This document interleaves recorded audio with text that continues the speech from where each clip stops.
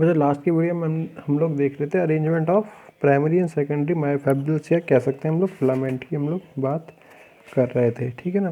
जिसमें हमने बात की थी मायोफिब्रिल्स में जो कि दो तरह के फिलामेंट पाए जाते हैं। एक होता है थिक फिलामेंट, जिसे हमने प्राइमरी फिलामेंट भी बोला था, ठीक है ना, जिसकी हमने लंबाई की यदि बात की जाए, लंबाई होती है 1.5 म्यू तक और डायमीटर होता है इसका 100 एंगस्ट्रॉम तक, ठीक है ना। सेकेंडरी फिलामेंट की यदि बात की जाए, सेकेंडरी फिलामेंट की लंबाई होती है 2 म्यू तक और डायमीटर होता है 50 एंगस्ट्रॉम तक होता है, ठीक है ना। जो थिक फिलामेंट है, जो कि हम जैसे हमने प्राइमरी फिलामेंट बोला है, ये ए बैंड जो कि हमने देखा था मोटा पाया जाता है, लास्ट तक की वीडियो में हमने देखा है पूरा का पूरा A band, H band, I band, ठीक है ना, ये सारे के सारे। तो इसके एक सिरे से दूसरे सिरे तक पाया जाता है, one end to another end, one end to another end. Secondary filament की यदि बात की जाए, द्वितीयक सूत्र की यदि बात की जाए, तो ए बैंड के वन साइड, एक साइड का एच रीजन होता है और दूसरी साइड के जो सेकंड जो एच ए बैंड होता है उसके एच रीजन तक ये सेकेंडरी फिलामेंट पाया जाता है। और दोनों एक दूसरे से क्रॉस ब्रिजेस, अनुप्रस्थ बंधनों काटते हुए बनाते हैं, ठीक है ना। ये हमने लास्ट तक की वीडियोस में देख लिया था, ठीक है ना। आज हम बात करने वाले पेशीय संकुचन की कार्य की, फिजियोलॉजी ऑफ मसल कॉन्ट्रैक्शन, जिसको हम लोग 3 पार्ट्स में डिवाइड करेंगे आगे।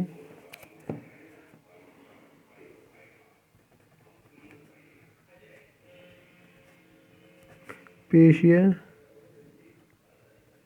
संकुचन की कार्य की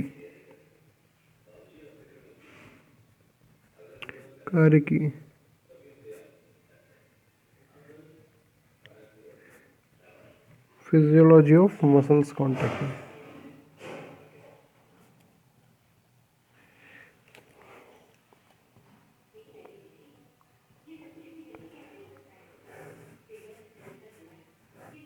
फिजियोलॉजी ऑफ मसल कॉन्ट्रैक्शन, ठीक है ना।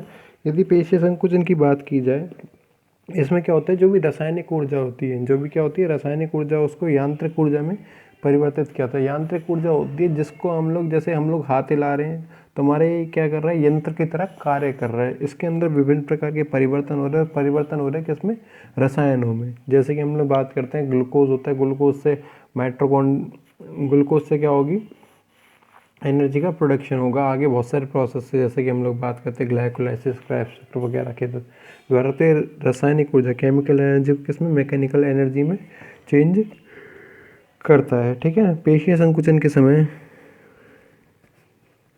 पेशीय संकुचन के समय रासायनिक ऊर्जा का परिवर्तन, रासायनिक ऊर्जा का परिवर्तन यांत्रिक ऊर्जा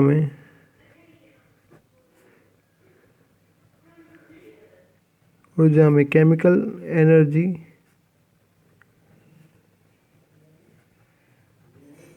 चेंज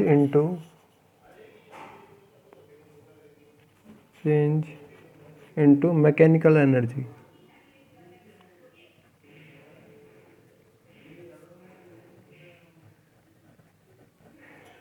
यांत्रिक ऊर्जा में परिवर्तित होती है, ठीक है ना, यांत्रिक ऊर्जा में परिवर्तित होती है। तो इसको हम लोग पेशीय संकुचन की जो फिजियोलॉजी है, कार्य करने की क्षमता है, इसको हम लोग 3 या कह सकते हैं निम्न प्रकार से बांट सकते हैं, ठीक है ना।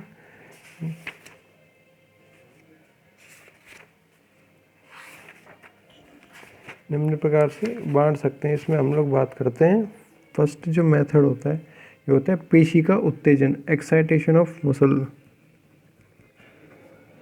पेशी का उत्तेजन, excitation of muscle, excitation of muscle, ठीक है ना। पेशी में संकुचन की क्रिया की यदि बात की जाए तो तंत्रिका तंत्र द्वारा क्या होती है, सारी की सारी क्रियाएं नियंत्रित की जाती है। पेशी का संकुचन कौन से पेशी का होगा, क्योंकि हमने 3 प्रकार के अरेखित, रेखित और हृदय पेशियां देखी है।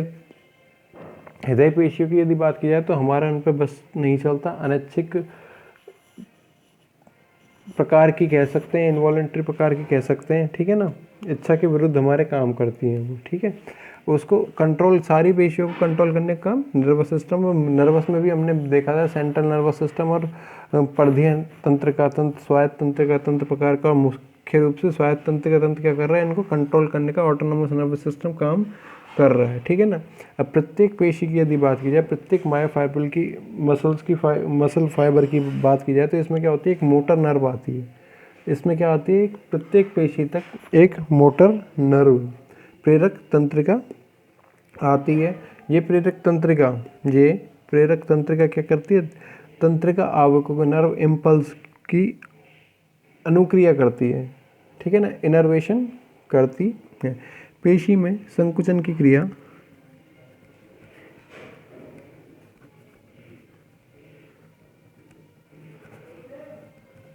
पेशी में संकुचन की क्रिया तंत्रिका तंत्र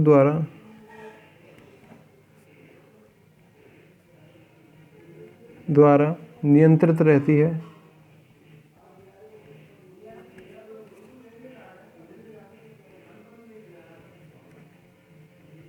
नियंत्रित रहती है। प्रत्येक पेशी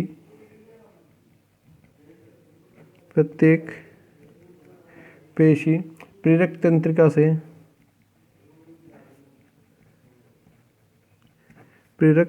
तंत्रिका से मोटर नर्व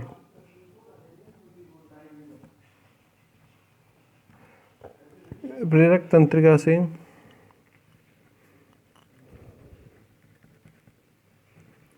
संबंधित रहती है, ठीक है ना, प्रेरक तंत्रिका से संबंधित रहती है। शरीर में उपस्थित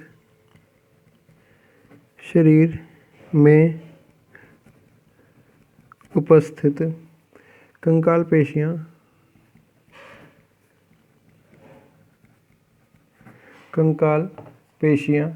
प्रेरक तंत्रिकाओं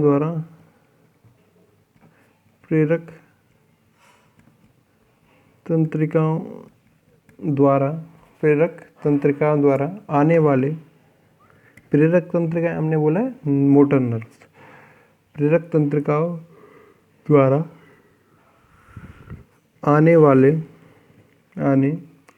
तंत्रिका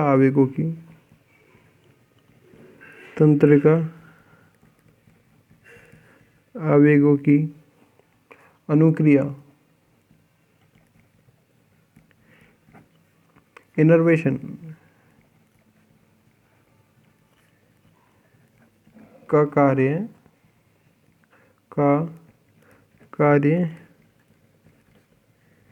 करते हैं, ठीक है ना, प्रेरक तंत्रिकाओं का कार्य करते हैं।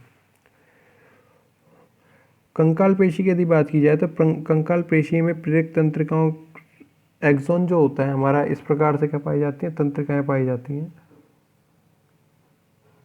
एक्सोन, डेंड्राइट्स वगैरह पाए जाते हैं। जो रीजन कहलाता है एक्सोन कहलाता है। इसके ऊपर क्या पाए जाते हैं, डेंड्राइट्स पाए जाते हैं, ये ठीक है ना। एक्सोन जो होता है, एक्सोन क्या हो जाता है, ऊपर जाके अनेक शाखाओं में, ब्रांचेस में डिवाइड हो जाता है, इस प्रकार जो प्रत्येक शाखा है, जैसे हमने बोला था सेल मेम्ब्रेन की जगह सार्कोलेमा बोला था। सार्कोलेमा पर क्या होती है, एक चपटी फ्लैट मसल्स लाइक स्ट्रक्चर के अंदर क्या हो जाती है, ख़त्म हो जाती है, समाप्त हो जाती है, ठीक है ना। इस प्रकार की जो प्रेरक तंत्रिका का जो अंतिम सिरा होता है, जहाँ पर ये ख़त्म होती है, और प्रेरक पट्टी जो मोटर बैंड है, इसके बीच में जो संधि होती है, ठीक है ना, इसके बीच में जो जंक्शन होता है, जहाँ पर ये दोनों एक दूसरे से इन सूचनाओं का आदान प्रदान करते हैं, न्यूरोमस्कुलर जंक्शन कहते हैं इसे, तंत्रिका पेशीय संधि कहते हैं, ठीक है ना। कंकाल पेशी में प्रवेश करते समय कंकाल पेशी स्केलेटन मसल।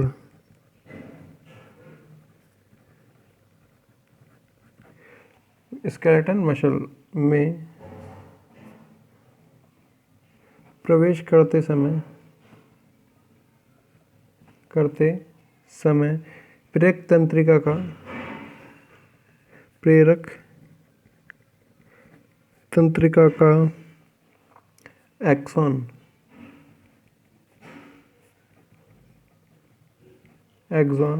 अनेक शाखाओं में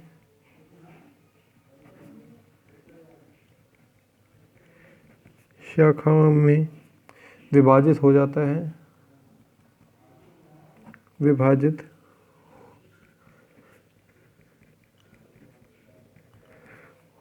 है, ठीक है ना। अनेक शाखाओं में विभाजित हो जाता है। इस प्रकार प्राप्त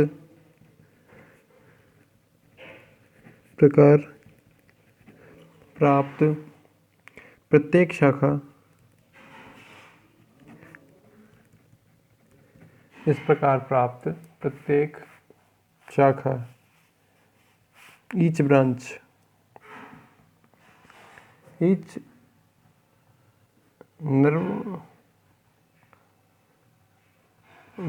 या न्यूरॉन कह सकते हैं, ईच न्यूरॉन भी कह सकते हैं, ठीक है ना। प्रत्येक शाखा सार्कोलेमा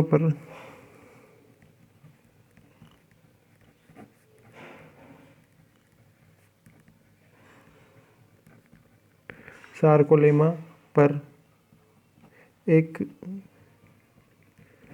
चपटी पेशीय रचना के रूप में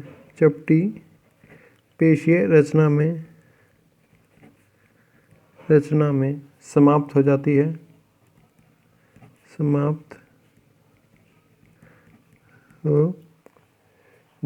ठीक है ना। एक पतली पेशीय रचना में क्या हो जाती है, समाप्त हो जाती है, ठीक है। इस प्रकार प्रेरक तंत्रिका के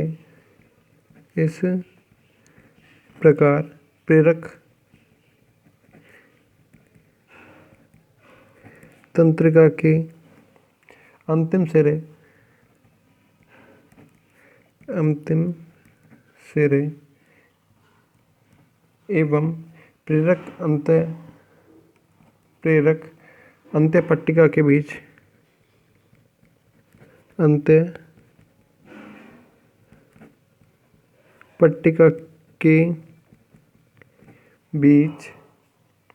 संबंध को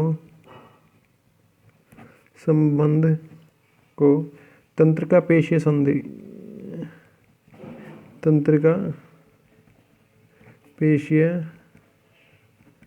संधि न्यूरोमस्कुलर जंक्शन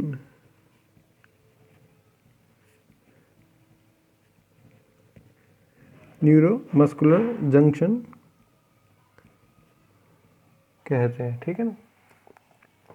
क्या बोल सकते हैं हम लोग, न्यूरोमस्कुलर जंक्शन कहते हैं। जहाँ पर ये तंत्रिका की जो ब्रांच होती है, इसका जो अंतिम सिरा होता है, लास्ट पार्ट होता है, ये क्या होता है, फूला हुआ होता है। इसे हम लोग बोलते हैं सोल फुट या आधार पद कह सकते हैं। इसके चारों तरफ क्या होता है, सार्कोलेमा के फोल्डिंग्स पाई जाती हैं, इसे हम लोग बोलते हैं सिनेप्टिक गटर। जो लास्ट पार्ट होता है इसका, यहाँ पे क्या होती है, बहुत सारी फोल्डिंग्स पाई जाती हैं सार्कोलेमा की, ठीक है ना। इसे हम लोग बोलते हैं सिनेप्टिक गटर। प्रत्येक तंत्रिका शाखा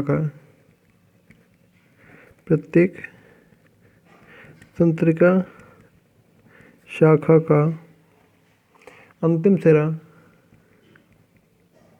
अंतिम सिरा फूला हुआ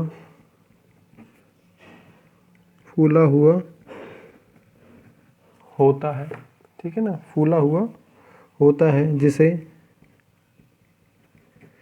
आधार पद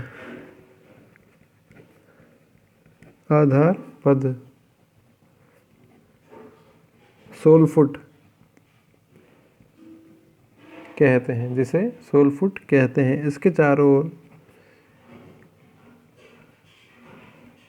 इसके चारों ओर सार्कोलेमा, सार्कोलेमा, अनेक वलन, अंतर्वलन, इनफोल्डिंग्स, फोल्डिंग्स बनाती है जिसे, अनेक अंतर्वलन बनाती है जिसे साइनेप्टिक गटर,